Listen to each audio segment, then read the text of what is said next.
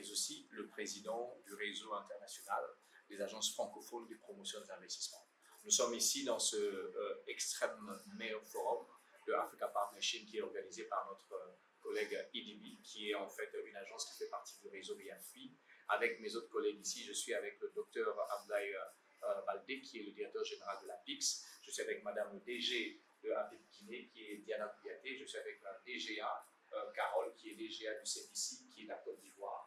La raison de notre présence ici, c'est d'appuyer cette initiative de Africa Partnership ici en Afrique. Il est très important de savoir que si l'Afrique ne se prend pas en charge, si l'Afrique n'est pas en train de pouvoir partir des différents ateliers vers des pas qui sont des pas réels, nous ne serons en train que de faire ce qu'on appelle des ateliers de réforme, nous serons en train que de faire des différents forums.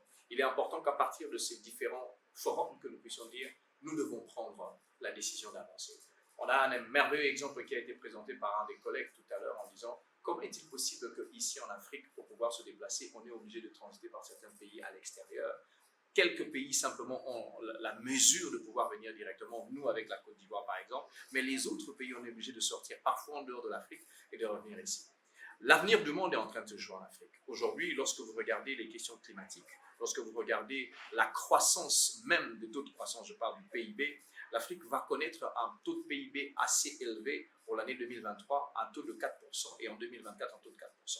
Lorsque vous regardez la démographie aujourd'hui, vous allez avoir une croissance extrêmement élevée sur les questions démographiques. Je reviens sur les pays francophones. Aujourd'hui, c'est un potentiel qui n'est pas encore véritablement exploité. Pourquoi? Parce qu'il y a différentes questions de barrières qui sont là-dedans. Première barrière, c'est la question de la culture. Deuxième barrière, c'est la question des infrastructures. Troisième barrière, c'est aussi une sorte d'opportunité qui devrait exister sur la question de la langue. Et alors, nous sommes en train de se dire, il faudrait que le réseau international des agences francophones de promotion d'investissement, nous qui sommes en train de mettre ça en place, on a visé la première chose, c'est l'école d'excellence. La deuxième chose, nous voulons supprimer les différents visas entre différents pays. La troisième chose, nous voulons que les API jouent un rôle extrêmement important dans l'écosystème macroéconomique.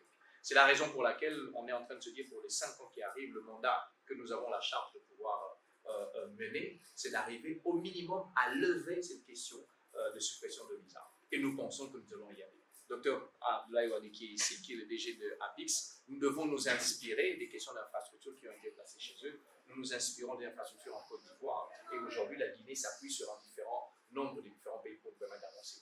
La raison pour laquelle nous sommes ici, c'est de bâtir ce réseau, ce network avec les différents autres pays ici, et nous pensons qu'une fois que ce réseau est bâti, nous aurons la charge de pouvoir avoir une Afrique qui se lève, une Afrique qui joue véritablement son rôle dans l'échiquier mondial.